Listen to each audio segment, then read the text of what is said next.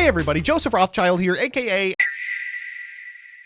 And we are back with another Twitter thread. Today is one of those high-concept Twitter threads, and as a result, you've all done a terrible job replying. This week, I'd like to hear about your best Yu-Gi-Oh! Outplays, but not the outplays that you did on your opponent. No, the outplays you did to yourself. As an example, I'm going to give you one of mine to kind of set the stage. So, in finals of the first event where Edison flights were happening, those Time Wizard events that now exist no longer, I was playing a deck of my own creation, that Monster Mash Machina deck that I love piloting so much. My opponent was on a slower strategy, and I knew that I needed to get the screws on in order to beat them down before they could mount anything resembling a game plan. So I tribute summoned a Cyber Dragon over like a Dandelion token or something. My opponent looked at a board of like Fortress, Frame, Sidra, and went, and then just scooped all my cards up to make a 4K Chimera tech. Yeah, you don't have to use any of your own monsters. So let's see if you all came up with anything ridiculous. At locals, I was playing K9 Crystron against my boyfriend who was on Blue Eyes.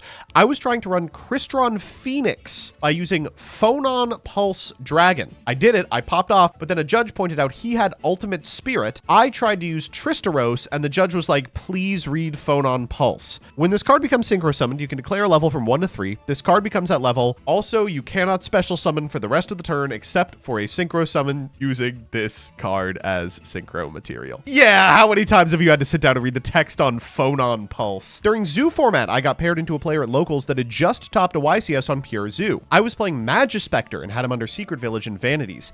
I calculate that I have game Eccentric, pop my Vanities, synchro all my spellcasters for Chanbara and Ignister Prominence, normal summon Maxi, and attack for 7950. I passed and got OTK'd. I don't know what to tell you other than legitimate skill issue. When you are in class and you think to your math teacher, when am I ever going to use this? This is when, at locals. Just today, I'm playing Magistus White Forest. My opponent uses a hand trap. I use Tactics to rip a card, and they have 2 cards left after I send starter back knowing they have Nibiru. I know to summon my Floodgate boss and pass. I do my combo, and then I extend anyways. It is always so funny when you tack and don't take Nibiru. You're like, well, now that I have knowledge of the Nibiru, I just won't play into it. It's like getting a 2-for-1 off of Tactics. But you do have to have object permanence. You can't forget the Nibiru exists. There's been so many times when I like tack, see a Nibiru, play around it, and then the next turn extend into Nibiru. They do it, and I just go, what the fuck? What am I, stupid? This happens almost every single game I play of Master Duel. Against Synchron going second after winning game 1, they pushed through a Fualo, setting on 5 Stardust Synchros after drolling themselves halfway through the combo.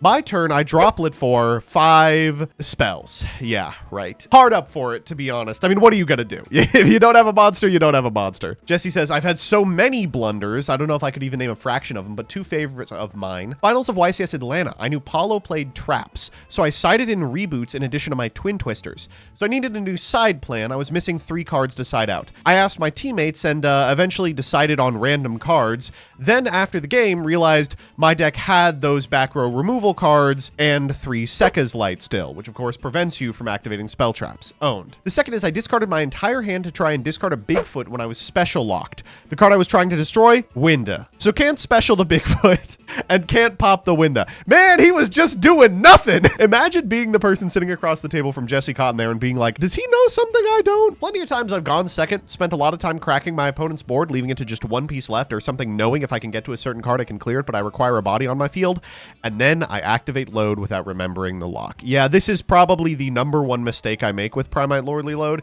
You cannot activate the effects of special summoned monsters on the field this turn. The reason I constantly forget about it is it doesn't say you can't activate monster effects. It says you can't activate the effects of monsters special summoned on the field. So you do get to activate a bunch of monster effects after you activate that effect, and therefore sometimes you just forget that it's a restriction at all. Played heavy trap build of Lab, was against Tenpai at full power, had revealed Lord of the Heavenly Prison protecting my back row, and my opponent searched to Duster off thrust. Literally next play, I activated a Lab trap on res summoned Lord just for my opponent to drop the Duster. While Lord of the Heavenly Prison is being revealed, set cards can't be destroyed by card effects, but once he's out, you know, you're free to do whatever. Back in the day when I played Frognark, I tribute summoned a Caius to banish my opponent's dark monster to burn and swing for game, but forgot Light and Darkness Dragon also affects me. You know, this is like such a common misplay from new Edison players who are like, right, floodgates are one-sided. This negates all of your monster effects. It's like, no, buddy, you got to play around the lad too. The whole game revolves around the lad from the second he makes it to the field until the second he leaves, and even a little bit after too. Every single one of my top tier opponents who has caught on to the fact that you can Ash Mimighoul flips. That's why you can't play this deck on Master Duel. It glows yellow. I've missed lethal too many times to count because of this card. I do not think I will ever stop stepping on this rake. Tribute a monster, special summon a monster for higher from your hand or deck whose level is 1 higher or 1 lower than the tributed monster had on the field. You can only activate 1 rookie for higher per turn. Yeah, I don't see anything wrong with it. I see. A friend of mine was running Volcanic Snake Eye against me on Master Duel, finally managed to pull his board apart with Zealantis.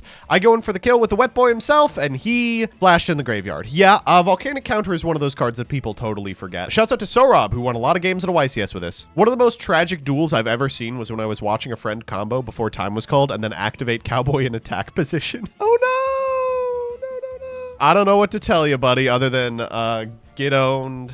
Crazy that this card has 2 different effects though, right? I was playing Dragon Link against a coworker who was on Galaxy Eyes. After some back and forth, the only thing he had left was a single OG Galaxy Eyes. So I made Boral Sword to OTK, completely refusing to acknowledge that Galaxy Eyes Photon Dragon does in fact have an effect. Right, it's not Blue Eyes White Dragon. During either player's battle step when this card battles, you can target the monster this card is battling, banish both it and this card, then any monster banished by this effect returns to the field at the end of the battle phase. Owned. What can I say but owned. Going second, my opponent ended on a Nib token. Had Regeki Duster in hand, Duster the back row, no known interruption left, looked at the token and said, why not? And fired Regeki, had an Imperm in hand, and got to stop my combo because he no longer had a card on the field. This is a classic play that I do all the time. Don't fall for this. Had a game on Master Duel once playing Exosister. My opponent Impermed me. Getting to Michaelis, I just decided to banish the Imperm from the graveyard because I didn't see the harm.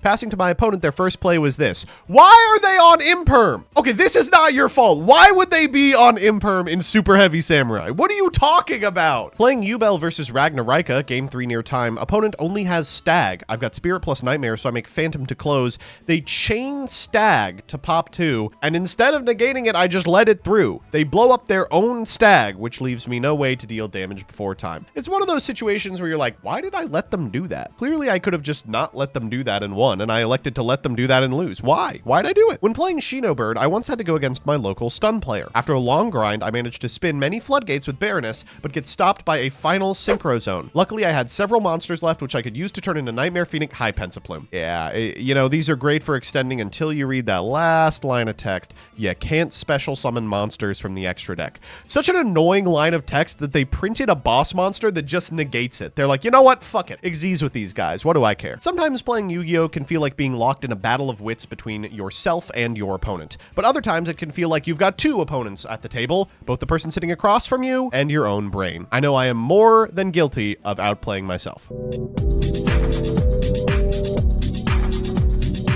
Fun fact, this card has not been printed since 2007 and is not a crystal card. I don't know what you're talking about, dog.